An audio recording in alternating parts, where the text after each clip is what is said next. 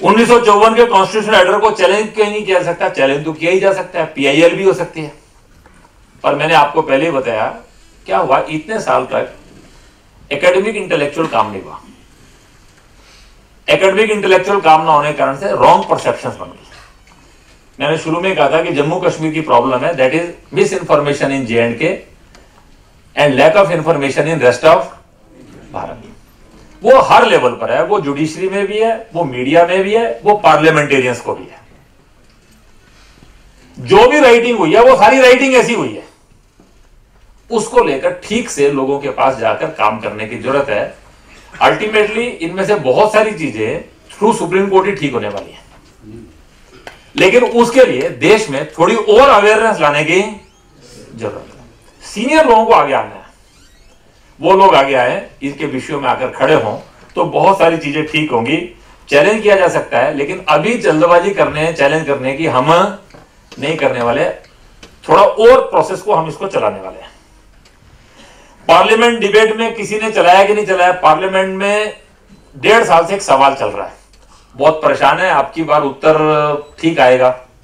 1.5 साल से वो सरकार उत्तर देना नहीं चाहती थी। हमने एक सवाल किया था कि 370 का क्या लाभ है क्या नुकसान है, सरकार बताए।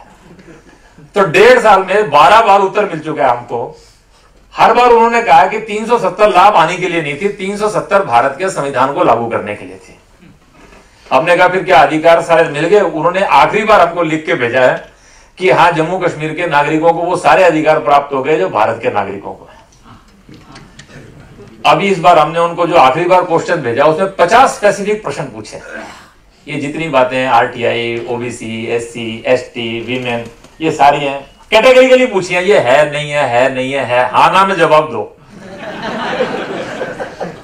3-4 महीने पहले उनका जो होम सेक्रेटरी था वो ढूंढता हुआ मेरे को आया कि कौन है जो हमारे पीछे पड़ा हुआ है इतने दिन से।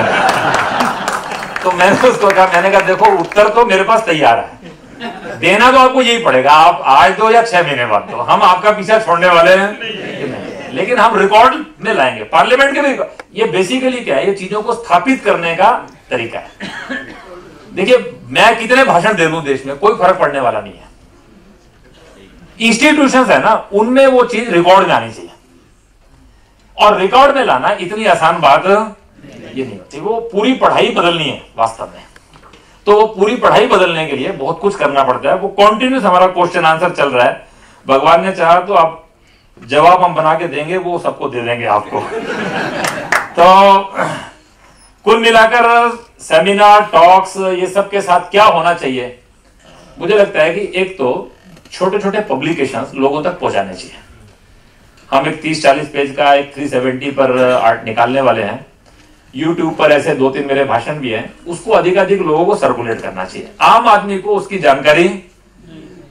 एक सोशल मीडिया का बहुत बड़ा लाभ है, वो कर सकता है, लेकिन सोशल मीडिया का एक बड़ा खतरा भी है। वहां जो इंफॉर्मेशन चलती है उसकी ऑथेंटिसिटी को चेक करने का कोई तरीका ये नहीं। वो आजकल 370 पे जितनी बातें चल रही हैं, 60-70% बातें गलत है। तो मेरा एक सुझाव यह है कि जो चल रहा है उसको आगे मत बढ़ाइए। ये जो जितनी बातें सुनिए, इनमें से जो जो बातें आपको समझ में उतना ही बढ़ाइए, उतना ही बहुत है। जैसे कोई कहेगा कि यहाँ की लड़की भारत के लड़के से शादी कर ले तो वो नागरिक नहीं हो सकता, पाकिस्तान वाले से कर ले तो वो हो जाता है। अब ये मैंने कहा दो नागरिकता नहीं है। भारत के नागरिकों को 2 हिस्सों में बांट दिया गया। भारत के एक वो नागरिक जो जम्मू कश्मीर के स्थायी निवासी हैं, एक भारत के वो नागरिक जो जम्मू कश्मीर के स्थायी निवासी नहीं। आम भाषा में हम बोल देते हैं 2 नागरिकता है। देखिए कुछ बातें ऐसी हैं, उसको बहुत सोचकर बोलना है। ये लड़ाई जो है ये बड़ी टेक्टिकल है। दुनिया में शब्द की ताकत होती है, उसको संभल कर हमको इस्तेमाल करना है। तो मुझे लगता है कि सेमिनार, टॉक्स के अलावा अपना मटेरियल लोगों तक ले जाना और एक 2 साल कम से कम इसको चलाए रखना। हमने लोगों को बताया कि साल में एक बार देश के अंदर कम से कम प्रति वर्ष कोई एक कार्यक्रम जरूर जम्मू कश्मीर पे करना। उस लेवल के आधार पर लोगों को कुछ इंफॉर्मेशन देना। 26 अक्टूबर को जम्मू कश्मीर का भारत में विलय हुआ था। यह विलय दिवस बड़े पैमाने पर देश में मनाया जा सकता है क्या? एक 2-3 साल हम मनाएंगे तो बहुत सारे विषय लोगों के दिमाग से निकल जाएंगे। दूसरा, जम्मू कश्मीर को ताकतवर करना चाहिए। इसके लिए आप सब जम्मू कश्मीर आइए, जिंदगी में 3 बार जरूर आइए। एक बार लद्दाख आइए, एक बार कश्मीर आइए, एक बार जम्मू आइए। कश्मीर में भारत की 5000 साल की संस्कृति को देखने के लिए आइए। दल, गुलमर्ग, पहलगाम देखने के लिए मत आइए, उससे ज्यादा खूबसूरत बाकी कश्मीर है। वो 5000 साल की संस्कृति देखिए ना वहां पर। उस कालखंड के अंदर जो भी वहां पर संत हुए, ऋषि हुए, जियारतें हुई, सबको देख सकते हैं आप उनको देखने के लिए, तब आपको ध्यान में आएगा कश्मीर के। जम्मू के इंटीरियर्स में आइए, बॉर्डर पर आइए, एलओसी पर आइए, लद्दाख के देशभक्त लोग जहां रहते हैं उनको देखने के लिए आइए। आपके आने से वो इकोनॉमिकली स्ट्रांग बनने वाले हैं, और जिन्होंने इतनी आतंकवाद की लड़ाई लड़ी है उनको मजबूत करना चाहिए, आर्थिक शैक्षिक दृष्टि से मजबूत करना चाहिए। बहुत सारे काम हमने शुरू किया है। 370 को लेकर विधानसभा का अनुमोदन चाहिए। देखिए, ये सारी बातों का कोई अर्थ नहीं है। मैंने पहले बताया, दो बड़े इंपॉर्टेंट जजमेंट आए, केशवानंद भारती का और एक गोलकनाथ का। भारत में सबसे अधिक इंपॉर्टेंट ये दो जजमेंट को माना जाता है, सबसे अधिक ये कोर्ट हुए। ये दोनों जजमेंट ये कहते हैं, बेसिक स्ट्रक्चर ऑफ कॉन्स्टिट्यूशन को छोड़कर भारत के संविधान का हर धारा ये अमेंडेबल है। बेसिक स्ट्रक्चर उन्होंने डिफाइन किया, 370 इज नॉट बेसिक स्ट्रक्चर। 368 के अंदर उन्होंने कहा कि पार्लियामेंट की पावर को अमेंडमेंट से कोई लिमिट नहीं कर सकता। हाँ, प्रोसीजर बताया, कुछ धाराएं ऐसी हैं जिनके लिए 2/3 मेजोरिटी चाहिए और हाफ स्टेट्स का रेटिफिकेशन चाहिए। बाकी स्टेट सिंपल मेजोरिटी से हो सकती है अमेंडमेंट। 370 सिंपल मेजोरिटी से अमेंड किया जा सकता है। शुरू में ये जो 370 में लिखा गया, कल्पना ऐसी थी कि भाई संसद में अमेंडमेंट भी नहीं करना पड़े, संशोधन भी क्यों करना है, संविधान सभा काम पूरा कर लेगी, वो बताएगी राष्ट्रपति को हमारा काम पूरा हो गया, राष्ट्रपति 370 हटा देंगे। प्रारंभ में ये जो राष्ट्रपति को ताकत दी गई ना, इसलिए दी गई कि बार बार अमेंडमेंट करने के लिए पार्लियामेंट में क्यों आना। तो कुल मिलाकर ये, लेकिन उसने ये नहीं कहा उस 370 में क्लॉज 3 में लिखने के बाद कि विधानसभा के अनुमोदन के साथ 368 की पावर लिमिट नहीं हुई। 368 even that can amend 370 also, that can remove clause 3 also, that can change the procedure of clause 3 of article 370 also।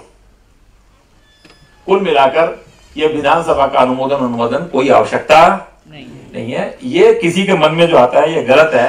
हाँ, वो जो एक मुख्य विषय है, इसके ऊपर एक जागरूकता, सहमति बने, बहुत बड़ा एक पोस्टरिंग का विषय बन गया, तो इसका कोई दुरुपयोग ना उठा सके, इसको लेकर देश में थोड़ी सहमति बनाने की जरूरत है। हम 370 क्यों हटाना चाहते हैं? हम किसी से कोई अधिकार वापस नहीं ले रहे, हम कोई अनकॉन्स्टिट्यूशनल काम नहीं कर रहे।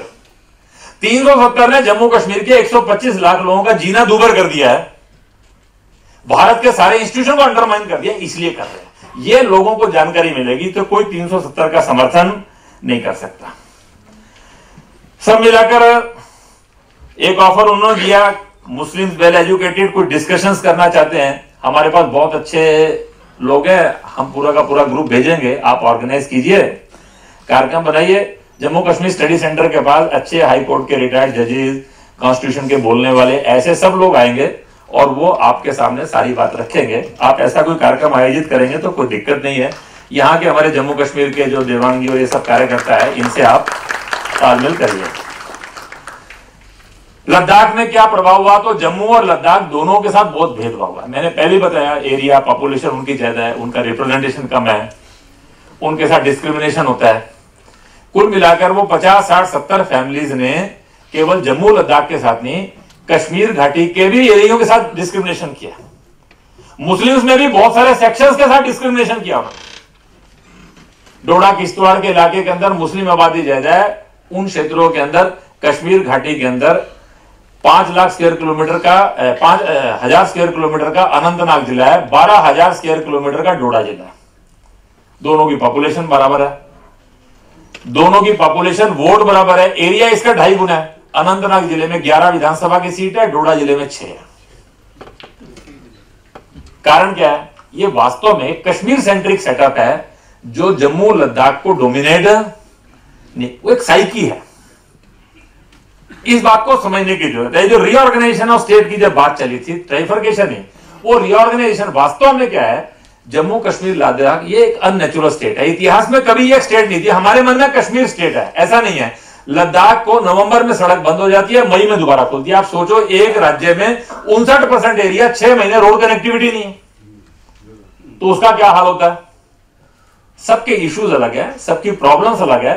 वास्तव में जब देश का रीऑर्गेनाइजेशन ऑफ स्टेट हुआ था तो जम्मू कश्मीर का भी वो रीऑर्गेनाइजेशन हो जाना चाहता, उसी से तीनों के तीनों एरिया डेवलप करते। लेकिन आज के समय के अंदर हमें ऐसा लगता है कि ट्राइफर्केशन से भी, रीऑर्गेनाइजेशन से भी ज्यादा इंपॉर्टेंट बात भारत के कॉन्स्टिट्यूशन को जम्मू कश्मीर में लागू करना है। इसलिए इस समय उसी पर बात आनी चाहिए। कुल मिलाकर इंटरलोकेटर्स की नौटंकी हुई, वो क्या था, भारत सरकार को एक रिपोर्ट चाहिए थी, तो जो ऐसी रिपोर्ट दे सकते थे ऐसे लोग चुने गए, और रिपोर्ट उनको जनता के नाम पे चाहिए थी, तो इसलिए जनता के पास जाने की नौटंकी की गई।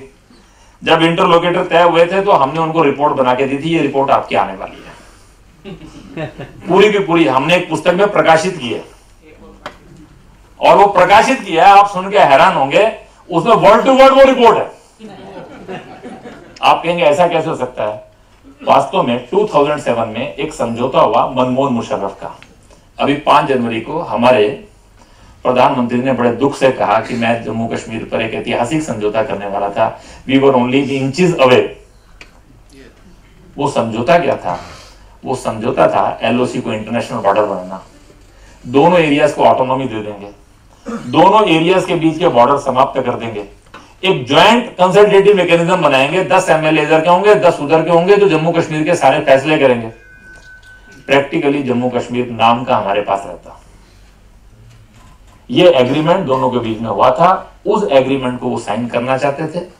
उस एग्रीमेंट को साइन करने से पहले वो जनता की इच्छा दिखाना चाहते थे, इसलिए जम्मू कश्मीर में जो पत्थरबाजी का आंदोलन हुआ, वो पत्थरबाजी का आंदोलन भारत सरकार और जम्मू कश्मीर की सरकार ने मिलकर करा। 100 लोग मरवाए, वातावरण बनाया कि कश्मीर के लोग भारत के साथ रहना नहीं चाहते, इंटरलोकेटर अपॉइंट किए, रिपोर्ट बनाई गई। लेकिन उनकी परेशानी यह है कि पिछले 5-7 सालों में जम्मू कश्मीर की राष्ट्रवादी शक्तियां बहुत मजबूत है, वो चाहकर भी कर नहीं सकते। हमने उस समय बहुत सारी रिपोर्टें छाप के बांटी लोगों को, हमने किताबें छाप के दी, दिस इज अ रिपोर्ट। वास्तव में एक बहुत बड़ा धोखा था जो इस देश के साथ होना था, जो उस समय और रह गया सारा उसमें से। डॉक्टर करण सिंह के बारे में क्या कहा जाए, जितना कहा जाए उतना कम है, और कुछ ना ही कहा जाए तो सब मिलाकर जम्मू कश्मीर में सबसे अधिक धोखा किसी व्यक्ति ने दिया, और इसलिए डॉक्टर करण सिंह जम्मू कश्मीर नहीं जा पाते, वो वहां से चुनाव नहीं लड़ सकते।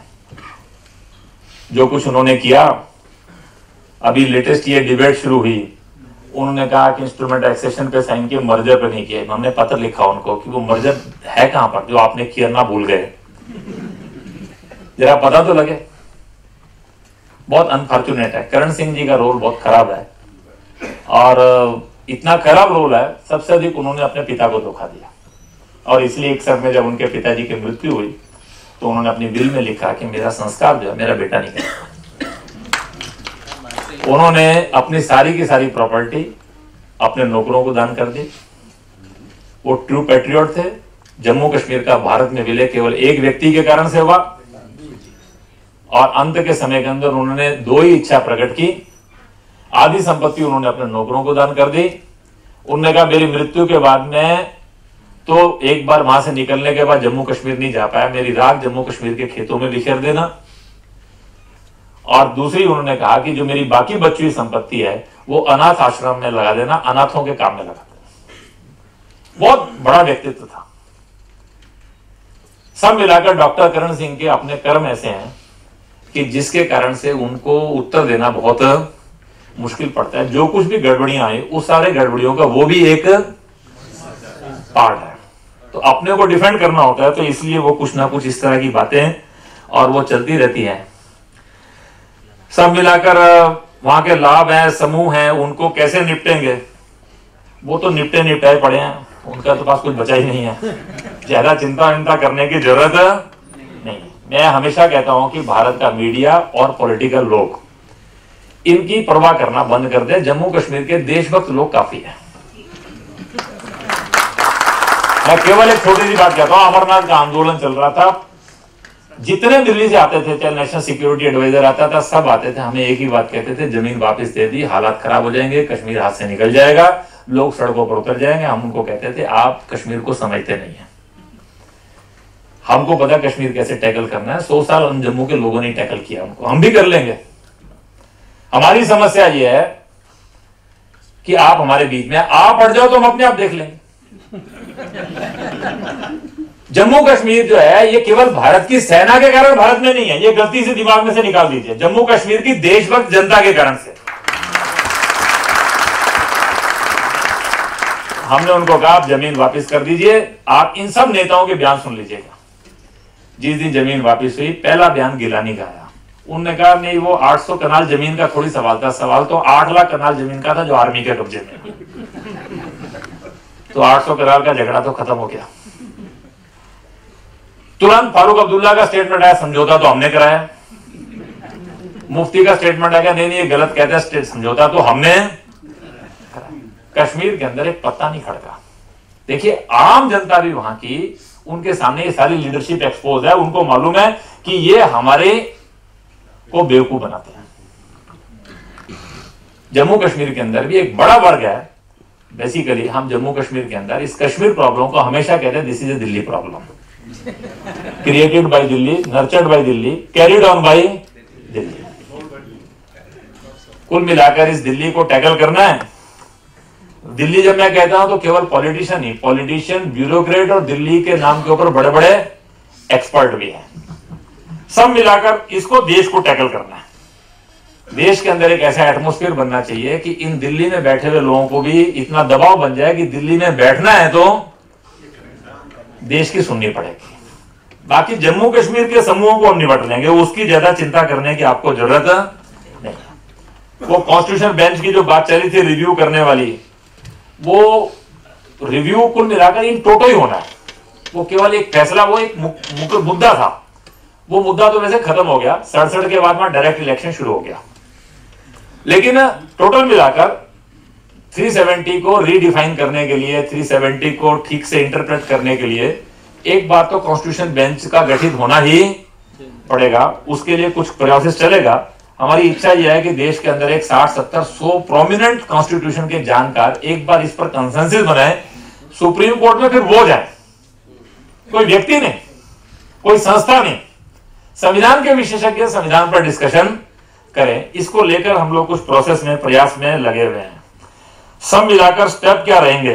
तो स्टेप नंबर 1 तो यही है कि देश के अंदर कंसेंसस बनाइए। पॉलिटिकल विल, इसको लेकर कोई समस्या नहीं है, किसी भी बात का प्रश्न नहीं है। थोड़ा इतना पुराना प्रश्न होने के कारण से थोड़ा उलझ गया। उलझ मैं इसलिए कह रहा हूं कि 370 हटाना, ये शब्द तो चलता रहा, लेकिन 370 हटाने का मतलब क्या है ये भूल गए लोग। 370 हटाने का मतलब क्या है? तो भारत के संविधान को जम्मू कश्मीर में पूरा लागू करना। वो लागू करने के बाद 370 की आवश्यकता समाप्त है। तो जब 370 हटाना कहते हैं तो उसकी 2 प्री कंडीशंस हैं। एक, भारत के संविधान को लागू करना। दूसरा, संविधान का दुरुपयोग करके जो उसमें एडिशन अमेंडमेंट कर दिए गए हैं वो सारे के सारे एडिशन अमेंडमेंट समाप्त करना। ये जो है इसका एक प्रोसीजर हमको निकालना पड़ेगा। वो प्रोसीजर को थोड़ा सा डिफाइन करने की जरूरत है। मुझे लगता है कि 370 की ये जो कॉम्प्लिकेसी है, इसको लेकर इस समय एक अच्छी चर्चा एक टीम के अंदर चल रही है। हम 4-6 महीने 8 महीने में इसके निष्कर्ष पर आ जाएंगे। इसलिए 370 कैसे हटेगी, सामान्यतः हम इस पर बोलते नहीं है। मेरे से कभी भी कोई सवाल करता तो मैं इनको कहता हूं कि इस पे चर्चा मत करो, फैसला इस बात का कर लो कि 370 जम्मू कश्मीर और देश के हित में है या नहीं। अगर 370 हित में है तो परमानेंट कर दो, सारे हिंदुस्तान को दे दो, फिर गुजरात को क्यों नहीं दे? अगर इतना हित में है जम्मू कश्मीर के तो फिर देश के बाकी लोगों से क्यों डिस्क्रिमिनेट करते हो? और अगर नहीं है तो तय कर लो, हटाना है तो तय कर लेंगे उसको कैसे हटाना है। थोड़ा डिबेट को मुझे लगता है पेशेंस से चलाइए, इमोशन से नहीं, नारों से मत चलाइए, क्योंकि हमने इसको करना है। जो करना होता है उसके लिए थोड़ा धैर्य के साथ आगे बढ़ना पड़ता है, क्योंकि करना एक प्रोसीजर में होता है। हम एक सिस्टम में रह रहे हैं, वी हम एक कॉन्स्टिट्यूशन के अंतर्गत ही काम कर रहे हैं, चाहे उस कॉन्स्टिट्यूशन का कितना भी दुरुपयोग ये हुआ है। इसलिए इस विषय को हम समझकर और इस आर्टिकल 370 के विषय पर देश में हम सब लोग एक कंसेंसस बनाएं, ये पहला स्टेप है और बाकी सारी बातें उसके साथ हो जाएंगी। आज से 3-4 साल पहले मेरे से लोग पूछते थे, अरुण जी ये सब बातों की आप चर्चा कर रहे हैं, कोई फायदा है क्या? तो मैं उनको कहता था चिंता मत करो, 3-4 साल बाद देश का सबसे मुख्य विषय होगा। और मैं आज जब भी मेरे से कोई कहता है तो मैं सबको कहता हूं कि चिंता मत करो, 2-3 साल बाद जैसा आप चाहते हो वैसा होगा।